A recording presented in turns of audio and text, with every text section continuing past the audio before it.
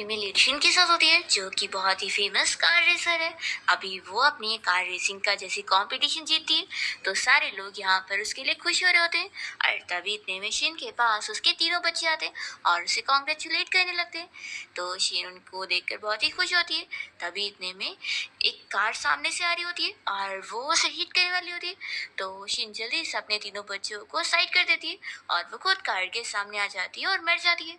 फिर शीन एक अलग ही जगह पर पहुंच जाती है और उसे पता लगता है कि वो जिस दुनिया में रह रही है वो तो असल में नॉवेल की दुनिया है।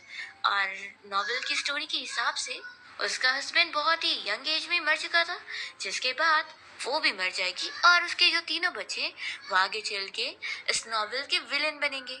और स्टोरी के हिसाब से उसका जो सबसे बड़ा बेटा है मिंगयू, वो आगे चल के एक रिचेस्ट फैमिली से अडॉप्ट होने वाला है।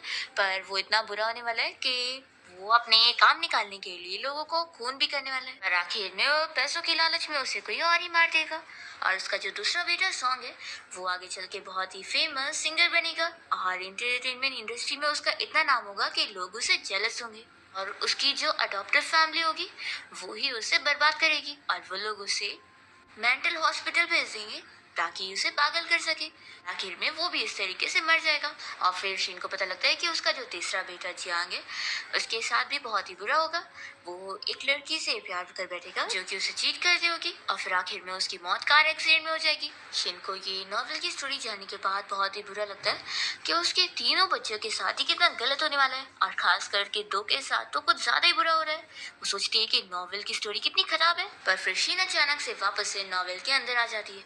और जब वो साल देखती है तो शॉक हो जाती है कि ये 2025 है। उसे पता लगता है कि वो फिर से रीबॉर्न हो गई है और वो अपनी मौत के 18 साल बाद के टाइम पर पहुंच गई है। और वो अपना फेस देखती है कि लेकिन वो अभी भी सेम 18 ईयर ओल्ड गर्ल है और उसका तो चेहरा बिल्कुल बदला ही नहीं है। फिर वो सोचती है कि अब तो मुझे नॉवेल की पूरी स्टोरी पता लग गई है, तो क्या पता अब मैं अपने तीनों विलेन बच्चों को बचा सकूंगी। फिर तभी इतने में शिन के पास एक बंदा आकर उसके ऊपर हाथ रख कर कहने लगता है कि क्या तुम भी मेरे साथ ड्रिंक करना चाहोगी। वो इतने ज्यादा नशे में होता है। तो शिन उसे कहती है कि देखो आप भी अपना हाथ हटा लो, पर वो नहीं मान रहा होता और कहता है कि मुझे तो तुम जैसे गुस्से वाली लड़कियां और पसंद है। तो शिन इतनी गुस्से में होती है कि उसे उठा के नीचे फेंक देती है। तो फिर ये बंदा शिन से बहुत ही ज्यादा गुस्सा हो जाता है और कहता है कि रुको, मैं अभी अपने बॉस को बुलाता हूँ। वो यहाँ पर आ गया ना तो तुम्हें छोड़ेगा नहीं, तुम जानती नहीं हो मेरा बॉस कौन है। वो यहाँ का बहुत ही फेमस बाइकर है। तो शिन कहती है कि मुझे कोई फर्क नहीं पड़ता कि तुम्हारा बॉस कौन है, और वो यहाँ से जा रही होती है। तभी शिन को समझ आता है कि ये बंदा अपने जिस बॉस की बात कर रहा है वो कोई और नहीं, उसका खुद का बेटा है। वो अपने ऊपर खुश होने लगती है कि मैं कितनी इंटेलिजेंट हूँ। फिर वो तुरंत ही उसे कहती है कि लाओ मुझे फोन दो, मुझे अभी इसी वक्त जान से बात करनी है। तो फिर वो फोन दे देता है और यहाँ पर शिन तुरंत ही अपने बेटे जियांग को कॉल करके कहने लगती है कि मैं तुम्हारी मॉम बात कर रही हूँ, जल्दी यहाँ पर आओ, तुम्हारी मॉम को बुली किया जा रहा है। तो इसका बेटा जियांग तो बिलीव ही नहीं करता, कॉल कट कर देता है। तो शिन गुस्से में उसे फिर से कॉल लगाती है और बताती है कि तुम्हारा जो बंदा है उसे मैंने पकड़ के रखी हूँ और अगर तुम उसे बचाना चाहते हो तो तुरंत यहाँ पर पहुंचो। फिर ये बंदा तो यहाँ पर शिन की बातें सुन के डर जाता है और सोचता है कि ये बंदी कौन है आखिर जो इतनी स्ट्रांग भी है और ये मेरे बॉस की मॉम बन रही है, तो कहीं ऐसा तो नहीं ये कोई पागल है। फिर यहाँ पर वो शिन के डर से उसे शोल्डर मसाज दे रहा होता है और सोच रहा होता है कि आखिर बॉस अभी तक यहाँ पर आए क्यों नहीं।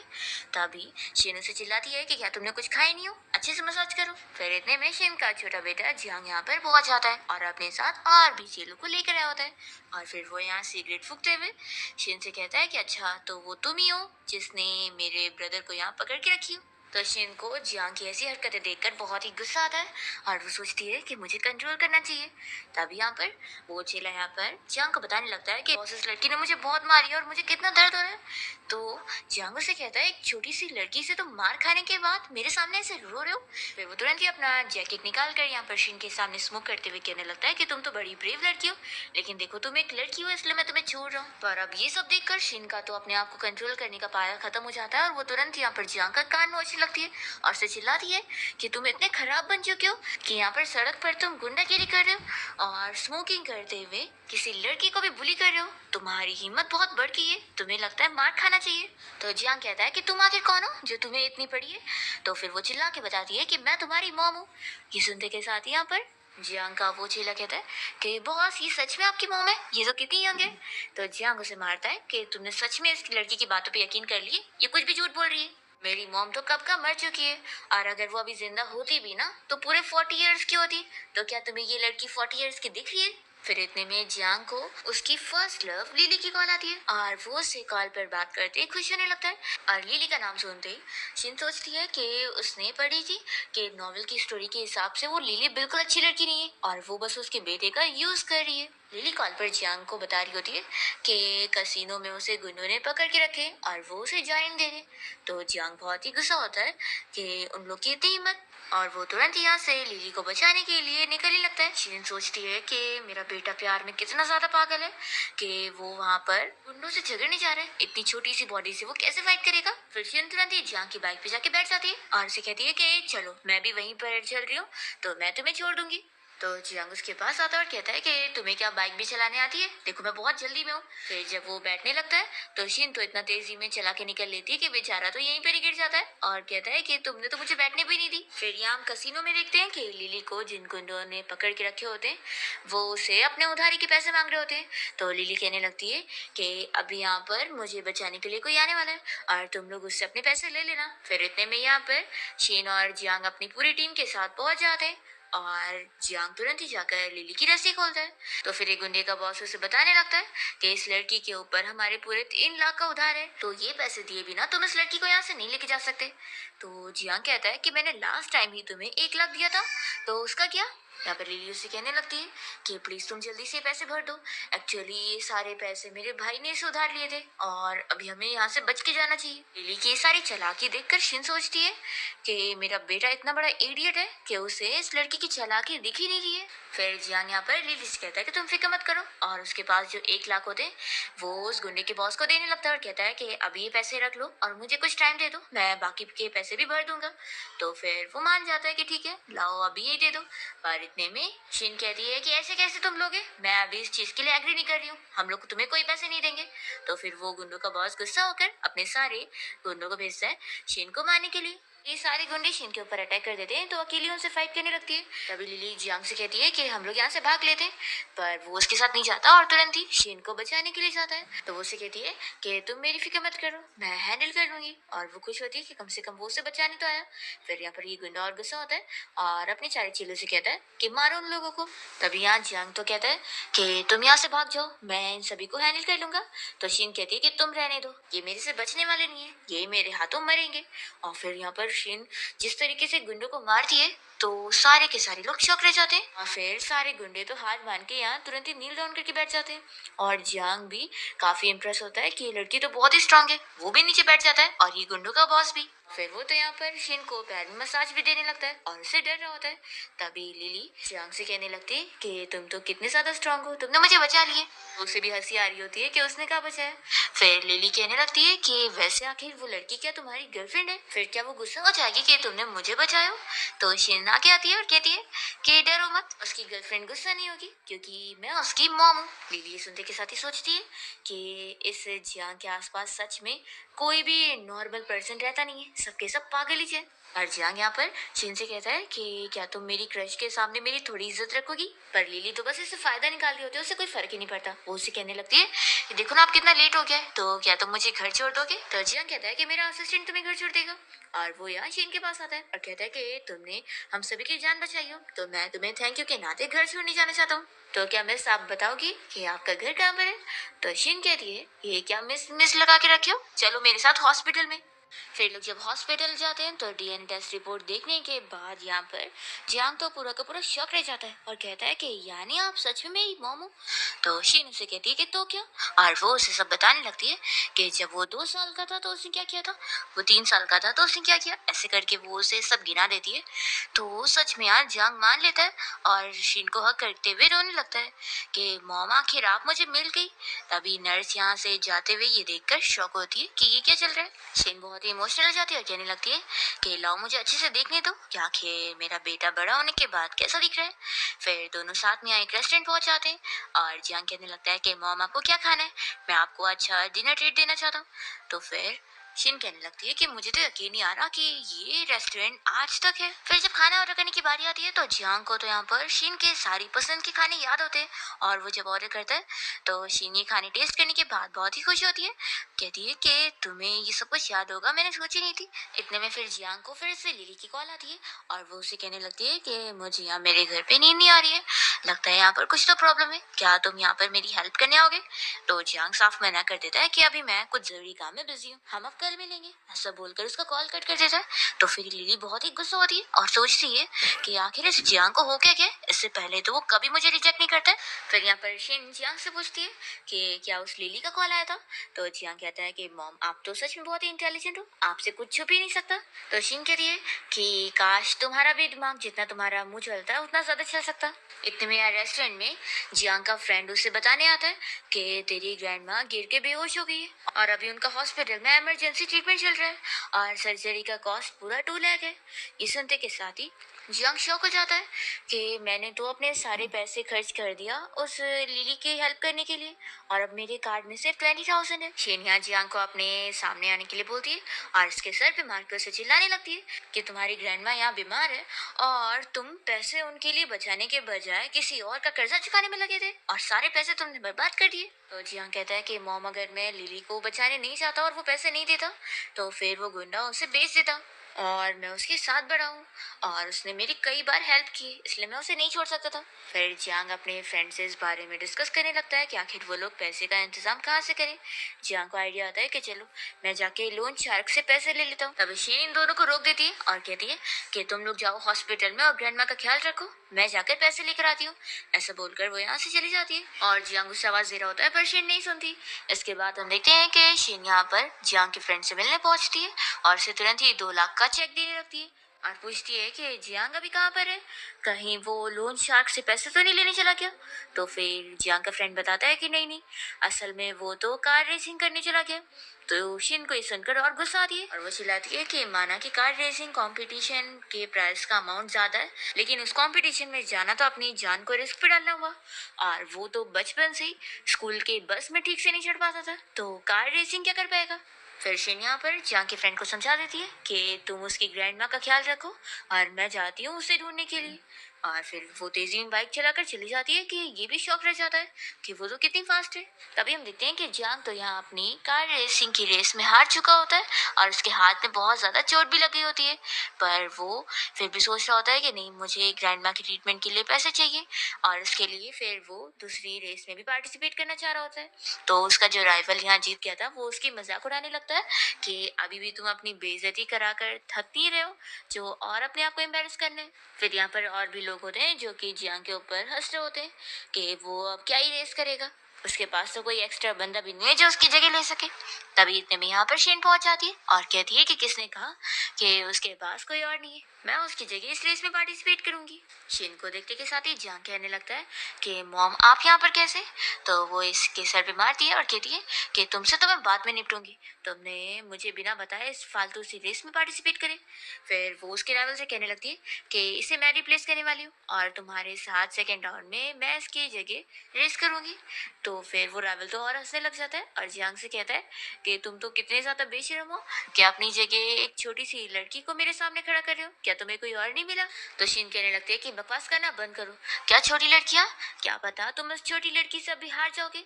तो भी वो राइवल मान ही रहा होता है और कहने लगता है कि लड़की कोई अम्यूजमेंट पार्क का खेल नहीं है, ये इतनी बड़ी कार रेसिंग का कंपटीशन है, अभी से हार मान लो तो अच्छा रहेगा, नहीं तो फिर बाद में तुम ही रोगी। और फिर शिन यहाँ पर इस बंदे की कार के पास जाती है और बताने लगती है कि उसकी कार कितनी ज्यादा मॉडिफाइड है, तभी तो वो ये रेस जीता है। वो कहती है कि लगता है तुम्हें यहाँ कार रेसिंग का रूल नहीं पता है कि ऐसी कार को कंपटीशन के लिए नहीं लाया जा सकता है क्योंकि ये फेयर नहीं है। तो भी वो लड़का तो अपनी गलती मानने के लिए तैयार ही नहीं होता और शिन से कहता है कि तुम्हें तो क्या ही पता होगा।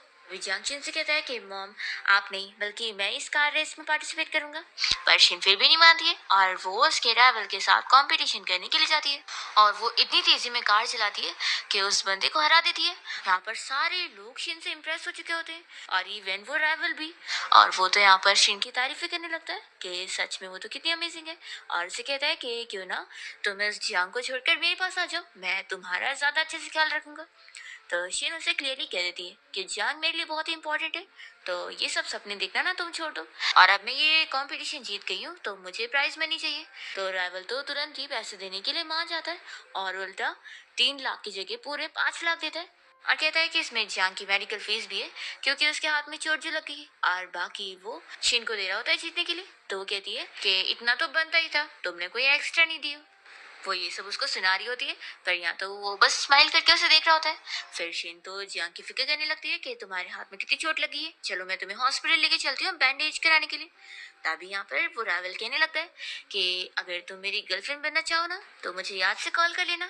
जियांग को गुस्सा आ जाती है और वो इसे चिल्लाता है, पर तभी फिर जियांग की हालत खराब हो जाती है और वो बेहोश होने लगता है।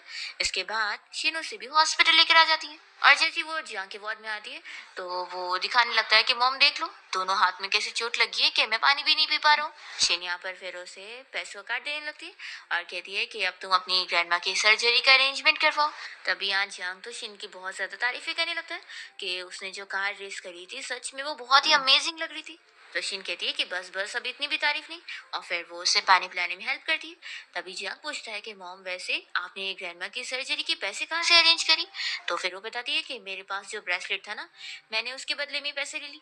तो फिर ये सुनते के साथ ही जियांग कहने लगता है कि मॉम वो तो आपका हेirloom था ना, आखिर आपको उसे नहीं बेचना चाहिए था। तो शिन कहने लगती है कि फिक्र मत करो वो इतना भी इम्पोर्टेंट नहीं था, और हाँ तुम अब याद रखो कि आगे जो भी प्रॉब्लम्स आने वाली है वो हम मिलकर सॉल्व करेंगे, और तुम्हारी मॉम तुम्हें हमेशा सपोर्ट करने वाली है। लेकिन हाँ अगर तुम आगे चल के बहुत सारे पैसे कमाओगे तो फिर मैं तो अपनी अच्छी लाइफ जीने के लिए तैयार हूँ। तो यहाँ पर जियांग तो बहुत ही खुश होकर जल्दी से उसे हक करने लगता है, और शिन सोचती है कि सच में वो गैंगस्टर जरूर था लेकिन अभी भी उसकी अच्छे बनने की उम्मीदें बहुत ही हाई है, और वो सोचती है कि बस अब मुझे अपने बाकी दोनों बेटियों को भी ढूंढना है। फिर वो उससे कहती है कि चलो अच्छा अब हम लोग पैकिंग कर लेते हैं और घर चलते हैं। तभी इतने में लिली यहाँ जियांग से मिलने आई होती है, तो वो उसे देखते के साथ ही खुश हो जाता है कि तुम मेरे लिए आई हो। शिन मन में सोचती है कि ये चालाक लड़की फिर से मेरे बेटे से उसके पैसे लूटने आ गई है, और यहाँ पर लिली ये सोच रही होती है कि आखिर उसने रेसिंग कंपटीशन में पूरे 5 लाख जीत के आया है, और अगर मैं उसका फायदा ना उठाऊं तो मैं तो कितनी बड़ी पागल होंगी। और फिर लिली यहाँ शिन को भी हेलो बोलने लगती है और सोचती है कि ये लड़की यहाँ पर भी है, पिछली बार ये फैक्ट्री में भी आ गई थी और जियांग ने वहां पर भी मेरे से पहले इस लड़की को प्रेफरेंस दिया था। फिर लिली यहाँ पर जियांग से कहने लगती है कि मैंने जैसे ही तुम्हारी चोट के बारे में सुनी तो तुरंत ही तुम्हें यहाँ देखने आ गई। तो वो तो उसे बड़ा खुशी खुशी बात कर रहा होता है और ये सोचती है कि कितना बड़ा फूल है, वैसे कल मैंने गुस्से में आकर एक महंगा सा पर्स खरीद ली थी और अब इसके पैसे आखिर मैं से कैसे निकलवाऊं। फिर इतने में जियांग से कहने लगता है कि लिली ये लो तुम ये सारे फ्रूट्स खाओ। तो वो चेरी देखते के साथ ही कहती है कि ये तो अभी बहुत ही महंगी मिल रही है और मेरे घर पे तो ये आती भी नहीं है। तो जियांग कहने लगता है कि तुम्हारी फैमिली फिर से तुम्हें बिल्कुल भी पैसे नहीं दे, रुको फिक्र मत करो मैं अभी तुम्हें पैसे देता हूँ। और फिर वो पैसे देने वाला होता है कि शिन यहाँ पर बहुत ज्यादा गुस्सा हो जाती है कि कितना बड़ा फूल है। फिर वो तुरंत ही कोई बहाना करती है और जियांग को ऑर्डर देने लगती है कि देखो तुम्हारी मेडिसिन खत्म हो गई है तो जाओ वो लेकर आओ। तो जियांग कहता है कि मॉम यहाँ पर बेल दिया गया है, मैं नर्स को बुला सकता हूँ। तो शिन गुस्सा करने लगती है और कहती है कि मैं बोल रही हूँ ना खुद से जाओ, थोड़ा अपने पैर को भी इस्तेमाल करना चाहिए। तो फिर जियांग यहाँ से जाने के लिए मान जाता है और लिली से कहने लगता है कि ये मेरी सिस्टर है और ये बहुत ज्यादा अच्छी है, तो तब तक तुम इनसे बात करो। इनसे लाती है कि ज्यादा देरी क्यों लगा रहे हो, जाओ जल्दी से। तो फिर वो चला ही जाता है। लिली सोच रही होती है कि आखिर ये कौन लड़की है जो जियांग को ऑर्डर भी दे रही है और वो इसकी बातें सुन रहा है। फिर वो इससे हैंडशेक के लिए हाथ आगे बढ़ाने लग जाती है, पर शिन उसमें कोई इंटरेस्ट नहीं दिखाती। तो लिली बताने लगती है कि मैं जियांग की चाइल्डहुड फ्रेंड हूँ। तो शिन भी बता देती है कि मैं तुम्हें कोई उसकी फ्रेंड कंसिडर नहीं करने वाली हूँ, और मैं तुम्हें बता दूँ कि जियांग सिर्फ मेरी सुनता है और मैं अब तुम्हें उससे फायदा नहीं उठाने दूंगी। लिली सोचती है कि सच में कितनी चालाक है। फिर वो उसे पानी देने का बहाना करके ग्लास को खुद ही नीचे गिरा देती है और जियांग के पर आने पर खुद ही चोट खाने की एक्टिंग करने लग जाती है ताकि वो उसकी फिक्र करने लगे। तो शिन ये देखकर समझ रही होती है कि कितनी चालाकी है, तो वो खुद भी ड्रामा करने लग जाती है और कहती है कि सॉरी मैंने तुम्हें टी साफ करने के लिए बोली और मेरी वजह से तुम्हारे पैर में चोट लग गई, मैं अभी इसे साफ करती हूँ। और फिर वो ऐसे कांच उठाने का नाटक करती है और कांच उसके हाथ में गिर जाता है।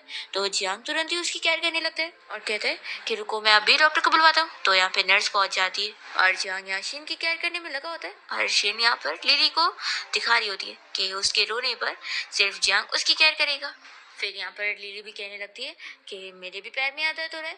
तो शिन फिर खुद ही रोने का ड्रामा करते हुए जियांग से कहती है कि अब मुझे इतना दर्द हो रहा है कि मुझे बहुत ज़्यादा भूख लगी है, और वो अलग अलग चीज़ों का नाम बताने लगती है कि वो उसे खाने का मन कर रहा है। और जियांग से कहती है कि जाओ मेरे लिए लेकर आओ। तो वो तुरंत चला जाता है लाने के लिए, और फिर ये लिली यहाँ से गुस्सा होकर चली जाती है। और शिन सोच लेती है कि मेरे रहते हुए ये मेरे बेटे का फायदा नहीं उठा सकती है। फिर जियांग जब यहाँ स्नैक्स लेकर वापस आता है तो वो पूछता है कि लिली कहाँ चली गई। तो शिन कह रही है कि वो अपने घर जा चुकी है। तो यहाँ पर फिर जियांग उसकी फिक्र करने लगता है कि उसके फैमिली ने उसकी एक्सपेंसेस ऐसे ही कट कर दिए, तो उसके पास कहाँ ही पैसे होंगे अपना ट्रीटमेंट करवाने को। तो मैं अभी उससे पैसे ट्रांसफर कर देता हूँ। शिन मन में सोचती है कि उसका बेटा इतना बुद्धू है कि इतनी जल्दी तो सुधरेगा नहीं, और ऊपर से वो उस लड़की पे इतना ट्रस्ट जो करता है। फिर वो सोचती है कि जाने दो, इसे धीरे धीरे मैं सिखाऊंगी। फिर शिन जियांग को हॉस्पिटल से डिस्चार्ज करवा के उसे जब कार से लेके जा रही होती है तो उसे इस बारे में डिस्कस करने लगती है कि उसकी ग्रैंड माँ अभी थोड़े दिन और हॉस्पिटल में रहने वाली है, और क्योंकि वो ठीक हो चुका था इसलिए उन्होंने उसे निकलवा ली। वो कहने लगती है कि लेकिन अभी तो तुम्हारे कार्ड में ज़्यादा पैसे नहीं बचे होंगे, तो ये बताओ कि इससे पहले तुम पैसे कैसे कमाया करते थे। तो जियांग बताता है कि मेरे पास कार रिपेयर शॉप है, लेकिन अभी वो बंद है। तो शिनिस से इस बारे में पूछती है कि आखिर क्यों। तो जियांग बताने लगता है कि कार रिपेयर शॉप का बिजनेस बिल्कुल अच्छा नहीं चल रहा था, और जो भी सारे पैसे थे वो तो सारे यूज होकर खत्म हो गए, इसलिए उसे बंद करने के अलावा कोई और ऑप्शन है ही नहीं। फिर वो कहने लगता है कि लेकिन मॉम आप फिक्र मत करो, मैं पैसे जमा करने के लिए वापस कार रेसिंग के लिए चला जाऊंगा और वहाँ के प्राइज मनी जीत कर लेकर आऊंगा। तो शिन इसके लिए साफ मना कर देती है कि वो काम काफ़ी ज़्यादा खतरनाक है और इसमें जान जा सकती है, तो बिल्कुल नहीं। वो उसे कहती है कि तुम वापस से अपनी ऑटो रिपेयर शॉप को खोलो। तो वो कहता है कि लेकिन उसमें तो ऐसे ही काफ़ी नुकसान हो चुका है। तो शिन उससे कहती है कि उसकी तुम फिक्र मत करो, मेरे पास आइडिया है। और वो उसके कान में तुरंत ही उसे बताती है, और ये आइडिया होता है कि जियांग अपने सारे लोगों के साथ मिलकर अपनी बॉडी यहाँ शो ऑफ करते हुए ये लोग कार रिपेयरिंग का काम कर रहे होते हैं, और शिन इन लोग की लाइव स्ट्रीमिंग में इन लोग को दिखा रही होती है। तो इस तरीके से इनकी कार रिपेयर शॉप बहुत ही फेमस हो जाती है, और सारी लड़कियां इन्हें देखकर इनकी कार में चली जाती है अपना कार रिपेयर करवाने के लिए। और फिर ऐसे ही एक दिन में ये लोग काफ़ी ज़्यादा प्रॉफिट कमा लेते हैं, और जियांग तो बहुत ही इम्प्रेस होता है कि उसकी मॉम का आइडिया तो कितना अच्छा था। ये लाइव स्ट्रीमिंग लिली तक भी पहुंच जाती है, और वो तो बड़ी खुश हो जाती है कि अरे वाह, जियांग ने तो अब इतने सारे पैसे कमा लिए होगा, तो अब मुझे उसे पैसे लेने के लिए चांस मिल गया। फिर वो तुरंत ही उसे मैसेज करती है कि कहीं हम लोग शॉपिंग के लिए चलते हैं। फिर जियांग यहाँ पर शिन को बताता है कि मॉम अभी मुझे लिली ने बुलाई है, उसे कुछ काम है तो मैं जा रहा हूँ। तो शिन समझ जाती है कि वो लालची लड़की फिर यहाँ पर इसे पैसों के लिए बुला रही है। वो सोचती है कि नहीं, मुझे अब इन लोग पे नजर रखना पड़ेगा। फिर हम देखते हैं कि लिली और जियांग जब यहाँ मॉल में शॉपिंग करने आए होते हैं तो शेन भी वहाँ पर पहुंच जाती है, और वो देखती है कि जियांग यहाँ पर लिली के लिए कोई डायमंड नेकलेस खरीदने जा रहा होता है, जो कि लिली बस ना लेने का ड्रामा कर रही होती है उससे लेने के लिए। तो यहाँ पर फिर शेन जल्दी से नाटक करती है कि मुझे ये नेकलेस बहुत ही पसंद आया, और वैसे भी तुम्हें नहीं चाहिए ना, तो जियांग लिली के लिए छोड़ो, इसे तुम मेरे लिए दिला दो। तो फिर जियांग मान जाता है कि मॉम आपको पसंद है तो ठीक है। और फिर जियांग के सारे पैसे खत्म करने के लिए शेन से अपने लिए बहुत सारे महंगे महंगे कपड़े खरीदवा लेती है, ताकि वो लिली से फायदा ना उठा पाए। और फिर लिली जब यहाँ पर एक ड्रेस लेकर पहुंचती है तो फिर जियांग उसे कहने लगता है कि सॉरी, मेरे कार्ड में अभी पैसे नहीं है, तो मैं तुम्हारे लिए ड्रेस नहीं ले पाऊंगा। तो वो तुरंत ही फिर बहाने करती है कि अरे मैं कौन सा ले रही थी, वो मैंने सोची कि शायद तुम यहाँ मुझे फोर्स करोगे इसलिए मैंने चुन ली। और वो यहाँ से फिर गुस्से में जाती है कि इस जियांग से उसे कोई फायदा नहीं हुआ। फिर नेक्स्ट डे जियांग अपने कॉलेज की तरफ से बास्केटबॉल मैच के लिए गया होता है, और यहाँ पर शेन भी आई होती है उसे चीयर करने के लिए। और तभी यहाँ जियांग के सामने ही लिली यहाँ पर उसके राइवल को पानी दे रही होती है, और दोनों यहाँ साथ में बात कर रहे होते हैं। तो जियांग तो अपने राइवल को चिल्लाने लगता है कि वो लिली को परेशान ना करे। तो फिर वो कहता है कि खुद मेरे पास आइए।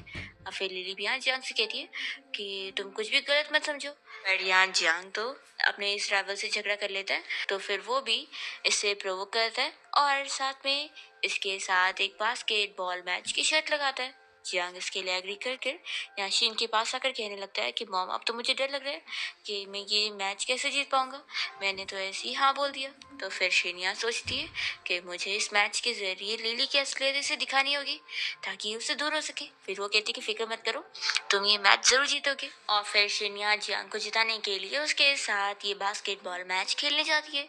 और वो तो बहुत ही अच्छा खेल रही होती है कि जियांग तो खुश हो जाता है कि अब तो उसकी मॉम जरूर उसे जिता के रहेगी। तभी हम देखते हैं कि यहाँ पर शिन का दूसरा बेटा मिंग्यू आया होता है अपने सारे लोगों के साथ। और वो असल में अब बहुत ही अमीर फैमिली से बिलोंग करता है। और यहाँ पर वो इस कॉलेज में इन्वेस्टमेंट के लिए आया होता है, तो यहाँ पर वो मैच भी देख रहा होता है। इतने में वो जब शीन को पीछे से देखता है तो वो उसे जानी पहचानी सी लगती है, पर फिर वो यहाँ से चला जाता है। फिर शीन ने तो यहाँ जियांग को मैच जिता दी होती है, तो वो तो बड़ा खुश हो जाता है। लिली तो यहाँ पर जियांग से गुस्सा हो जाती है और उसके रावल के बदले में वो इसे बातें सुनाने लगती है। जियांग अपसेट होकर साइड में आता है तो शिनो से कहती है कि देखा ना तुमने, उसकी असलियत अब तुम्हें पता लग गई होगी।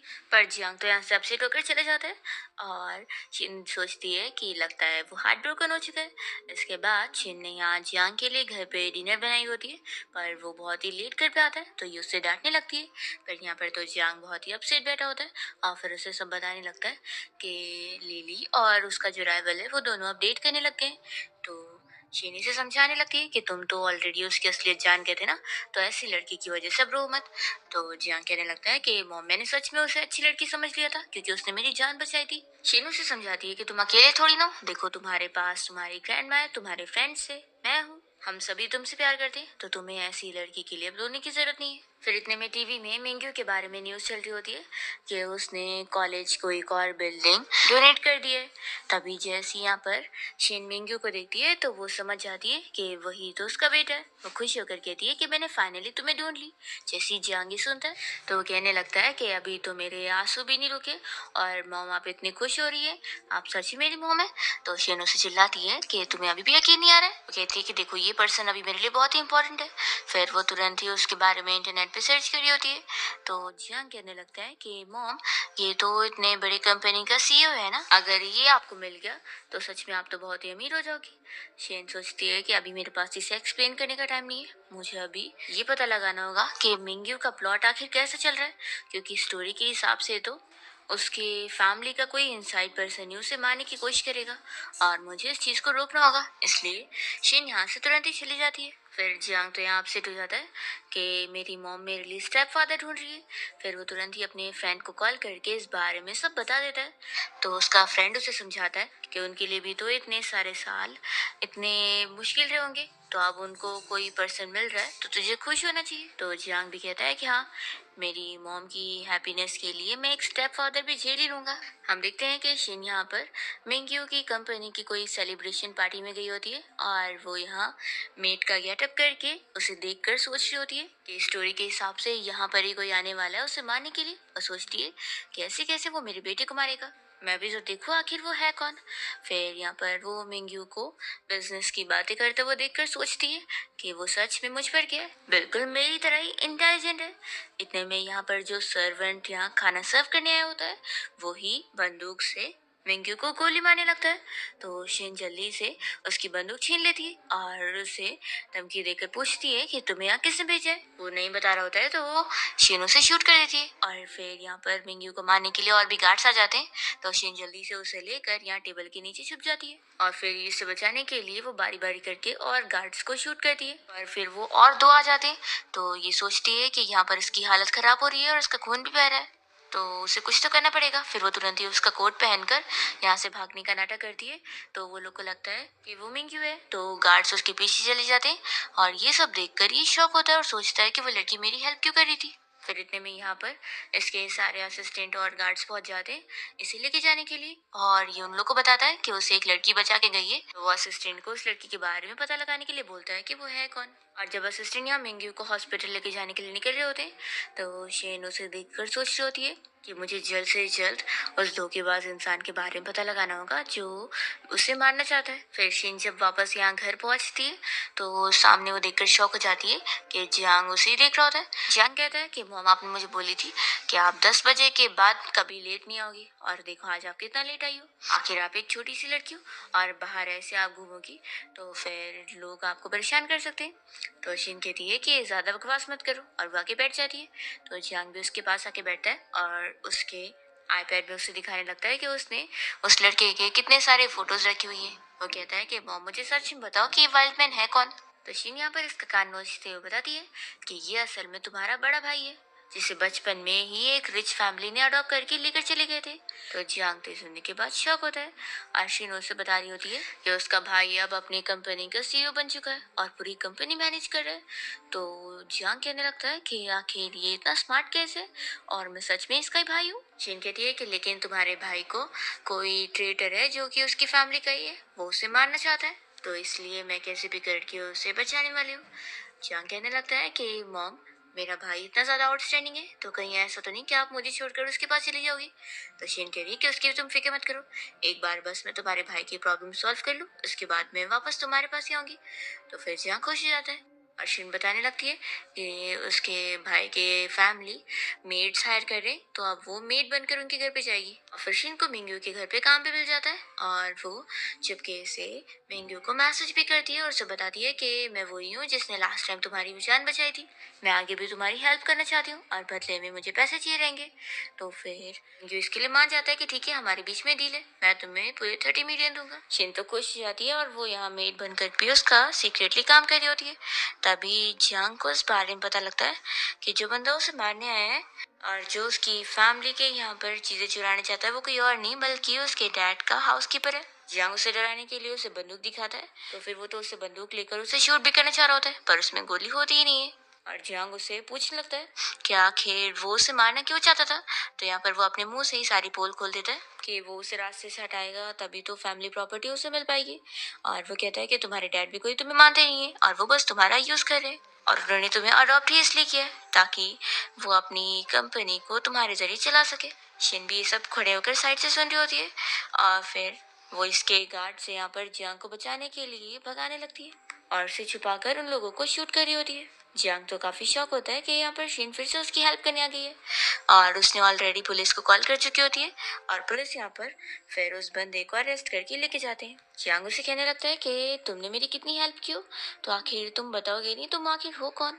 पर शिन सोचती है कि नहीं, ये उसकी आइडेंटिटी रिवील करने का सही टाइम नहीं है। फिर वो उसे कहती है कि तुम बस यही समझो कि मुझे पैसों की जरूरत है, मैं पैसों के लिए तुम्हारे लिए काम कर रही हूँ। नेक्स्ट मॉर्निंग जब जियांग अपने रूम से बाहर आता है तो वो शिन को यहाँ पैट से खेलते हुए देखकर सोचता है कि ये मेड मुझे बिल्कुल उसी की तरह लग रही है जिसने मेरी जान बचाई थी, तो कहीं ये वही तो नहीं। वो उससे डायरेक्टली पूछ लेता है कि तुमने मेरी कितनी ज्यादा हेल्प की हो। तो शिन तो शॉक हो जाती है कि सच में वो कितना इंटेलिजेंट है। फिर वो कहती है कि क्यों ना तुम मुझे अपने पास ही काम पर रख लो। तो जियांग उसे अपनी सेक्रेटरी बनाने के लिए मान जाता है ताकि शिन उसकी और हेल्प कर सके। फिर रात में शिन देखती है कि मेड जब मिंग्यू के लिए खाने लेकर गई होती है तो वो तो अपने काम में बिजी होता है और खाने से मना कर देता है। तो शिन अपने प्लान के हिसाब से फिर उसके डॉग के जरिए उस तक लंच बॉक्स भेजती है जिसमें उसने उसके लिए फेवरेट उसके डम्पलिंग्स बनाई होती है, तो वो तो खुशी खुशी खा लेता है। और फिर नेक्स्ट डे मिंग्यू अपनी सेक्रेटरी से अपनी नई कुक के बारे में पूछ रहा होता है, पर उसे पता लगता है कि उसके लिए जो खाना बना था वो कोई और नहीं बल्कि शिन ने बनाई थी। वो काफी खुश होता है और सोच में पड़ जाता है कि वो आखिर इसके लिए इतना कुछ क्यों करती है। फिर इसके बाद वो इनके साथ कहीं पर जाने के लिए निकल रहा होता है।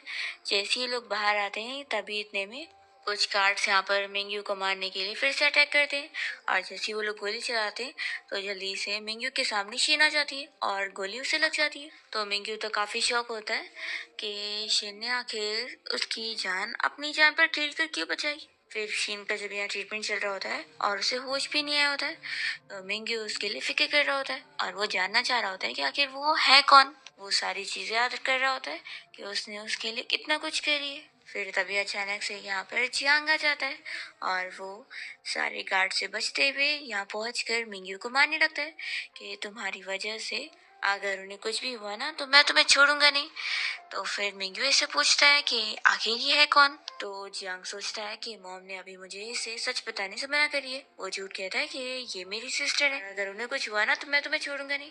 तो यहाँ मिंग्यू को शक हो जाता है कि कहीं ऐसा तो नहीं कि तुम मेरे ब्रदर हो और ये मेरी भी सिस्टर है। तो जियांग मना करने लगता है कि नहीं, ये सिर्फ मेरी है। पर यहाँ मिंग्यू को शक हो जाता है इसलिए वो तुरंत ही डीएनए टेस्ट के लिए अपने असिस्टेंट को बोल देता है। फिर जब रिपोर्ट आती है तो मिंग्यू को पता लग जाता है कि ये तो असल में उसकी मॉम है। वो काफी शौक होता है कि ये आखिर मेरी मॉम कैसे हो सकती है। तो जियांग को फिर सब बताना पड़ जाता है कि ये सच में उनकी मॉम ही है। मिंग्यू शॉक में होता है और पूछता है कि अगर ये सच में उनकी मॉम है तो आखिर वो एक 18 ईयर की लड़की कैसे हो सकती है। तो फिर जियांग बताता है कि वो असल में रीबॉर्न हुई है और अब से 18 साल पहले के टाइम से आई हुई है और मॉम को तुम्हारे बारे में सब पता था कि तुम कैसे प्रॉब्लम में पड़ने वाले हो, तो वो तुम्हारी जान बचाने के लिए गई थी। तो फिर मिंग्यू को यकीन करना ही पड़ता है। फिर जैसे यहाँ पर शिन को होश आता है तो वो इन लोगों से कहती है कि फिक्र मत करो, मैं बिल्कुल ठीक हूँ। तभी यहाँ मिंग्यू बताता है कि जियांग ने मुझे सब कुछ बता दिया है कि आप हमारी मॉम हो, और वो उसे सॉरी कहने लगता है कि मॉम मेरी वजह से आप इतने खतरे में पड़ गई। तो फिर शिन कह रही है कि तुम्हें सॉरी बोलने की जरूरत नहीं, मैं तुम्हें खतरे में पड़ते हुए थोड़ी ना देख सकती थी। तो यहाँ पर फिर मिंग्यू कहने लगता है कि मॉम अब आप देखो मैं कितना ज़्यादा केपेबल हो चुका हूँ, तो अब आपको मुझे बिना बताए कोई भी खतरे वाली चीज़ों में पड़ने की ज़रूरत नहीं है। फिर नेक्स्ट डे शिन मिंग्यू के लिए वापस से डम्पलिंग्स बनाकर उसे उसकी कंपनी देने जा रही होती है और सोचती है कि ये देखकर वो कितना खुश रहेगा। पर तभी जब वो यहाँ कंपनी आती है तो यहाँ पर किसी बॉय बैंड का ग्रुप आया होता है जिनमें से कोई और नहीं इसका बेटा सॉन्ग होता है। और शिन उसे देखती पहचान लेती है और खुश हो जाती है और तुरंत ही फिर जब उसे मिलने अंदर जाती है तो उसे पता लगता है कि उसके बेटे सॉन्ग का यहाँ पर अभी परफॉर्मेंस होने वाला है और उसका जो यहाँ पर टीममेट है वो उसका परफॉर्मेंस खराब करने के लिए उसने उसके माइक को ही खराब कर दिया होता है ताकि वो अपनी सिंगिंग कर ही ना पाए। शीन को जब ये पता लग जाता है तो वो तुरंत ही यहाँ पर जो स्टाफ होते हैं उनसे बात करती है और उन्हें समझा देती है कि उन्हें क्या करना होगा। फिर हम देखते हैं कि सॉन्ग जब स्टेज पर सिंगिंग करने के लिए जाता है तो उसे पता लगता है कि उसका माइक खराब हो गया है। वो शॉक होता है और यहाँ उसका वो टीममेट खुश हो रहा होता है उसे एम्बेरस करके। पर तभी जल्दी से स्टेज पे जो डांसर होती है उनमें से एक उसे अच्छा वाला माइक दे देती है और फिर वो अपनी सिंगिंग करने लग जाता है। सारे लोग उसकी सिंगिंग से बहुत इम्प्रेस होते हैं और शिन भी खुश होती है कि ये हुआ ना उसका बेटा। और फिर उसके टीममेट को तो बहुत ही गुस्सा आ जाती है कि उसका प्लान खराब कैसे हो गया। और फिर ये परफॉर्मेंस के बाद शिन तो तुरंत ही उसके टीममेट के पास पहुंच जाती है और उसे बता रही है कि मुझे तुम्हारे बारे में सब पता लग गया है कि तुम कैसे सॉन्ग से जेलस हो और उसका परफॉर्मेंस खराब करने के लिए तुमने क्या हरकत करे थे। मैंने तो तुम्हारी बातें भी रिकॉर्ड कर ली हूँ और सोचो अगर मैं इसे लीक कर दूंगी तो तुम्हारे फैंस तुम्हारा क्या हाल करेंगे, इसलिए अच्छा रहेगा कि दोबारा तुम सॉन्ग को तंग मत करना। तो फिर वो डर के उसकी बात मानने का नाटक कर लेता है। इसके बाद शिन जब यहाँ घर पहुंचती है तो वो अपने बेटे मिंग्यू को इस बारे में बता देती है कि तुम्हारे तीसरे भाई के बारे में मुझे पता लग गया है, वो असल में एक बॉय बैंड ग्रुप का मेंबर है और तुम्हें अब उसके बारे में और चीजें पता लगानी होगी। फिर मिंग्यू अपने भाई सॉन्ग के बारे में और भी सारी डिटेल्स पता लगाकर यहाँ पर शिन को दे देता है और फिर शिन यहाँ पर मिंग्यू की मदद से अपने बेटे सॉन्ग की कंपनी की यहाँ पर कोई पार्टी में जाती है, स्पेशली यहाँ पर उसके बैंड की इन्वेस्टर बनकर, और उसे फिर यहाँ पर बहुत ही रिस्पेक्ट मिल रही होती है। और शीन को यहाँ पर इस पार्टी में पता लगता है कि उसका जो वो जेलस टीममेट है यहाँ पर अब वो उसे फंसाने के लिए एक रिच ओल्ड वुमेन के साथ प्लान बना रहा होता है कि वो उसे ड्रग देने वाला है और उसके साथ उसे सेट करने वाला है। शीन ये जानने के बाद बहुत ही गुस्सा होती है और फिर वो जल्दी से रूम में जाकर सॉन्ग को होश में लेकर आती है और तुरंत यहाँ से उसे लेकर चली जाती है। और उल्टा जो उसे फंसाना चाहता था वही यहाँ पर उस रिच ओल्ड वुमेन के साथ मिलकर फंस जाता है और शीन को बहुत मजा आती है उसे बदला लेने के बाद। फिर शीन को पता लगता है कि उसके बेटे सॉन्ग की जो अडॉप्टिव मॉम है और उसका भाई जो है वो दोनों ही कैसे उसे टॉर्चर करते आए और उसकी जो अडॉप्टिव मॉम है वो उसकी सगी मॉम बनने का नाटक करते आई है। फिर शैन मिंग्यू की मदद से अपने बेटे सॉन्ग की काफी हेल्प करती है और यहाँ पर उसका नेम भी क्लियर करने में हेल्प करती है, साथ ही उसकी अडॉप्टिव मॉम की भी असलियत उसे दिखा देती है और वो उसकी अडॉप्टिव फैमिली के खिलाफ जो एविडेंस कलेक्ट करती है उसके बाद उन लोगों को तो जेल ले जाती है। और फिर सॉन्ग को इस बारे में पता लगता है कि शीन सच में उसकी मॉम है। फिर यहाँ पर शीन के तीनों ही बेटे मिलकर उसकी बहुत ही केयर कर रहे होते हैं और ये लोग साथ में बहुत ही हैप्पी होते हैं और यहाँ शीन के साथ डिनर करते हुए कहने लगते हैं कि मॉम अब आपको भी अपने लिए कोई खुशियाँ ढूंढ लेनी चाहिए, आप कब तक बस हम लोग का ख्याल रखती रहोगी, इसलिए क्यों ना हम लोग ही अपने लिए स्टेप फादर ढूंढ लेते। और वो उसे किसी हैंडसम लड़कों का फोटोज दिखा रहे होते हैं और उनमें से उसे चुनने के लिए बोल रहे होते हैं। तो शीन तो मना कहने लगती है कि वो सब अब किस्मत पे छोड़ रही है। वो कहती है क्या पता अचानक से डोर बेल बजे और वो बंदा मुझे ऐसे ही डायरेक्टली सामने मिल जाए। तभी हम देखते हैं कि शीन की कंपनी के बाहर कोई बंदा आया तो होता है और वो कार से बाहर निकलने के बाद यहाँ डोरबेल बजा देता है। ये लोग तो यहाँ पर डोरबेल की आवाज सुनकर शॉक रह जाते हैं और फिर शीन जाकर दरवाजा खोलती है तो कोई बंदा उसके सामने खड़ा होता है और इसी के साथ इस ड्रामा की हैप्पी एंडिंग हो जाती है।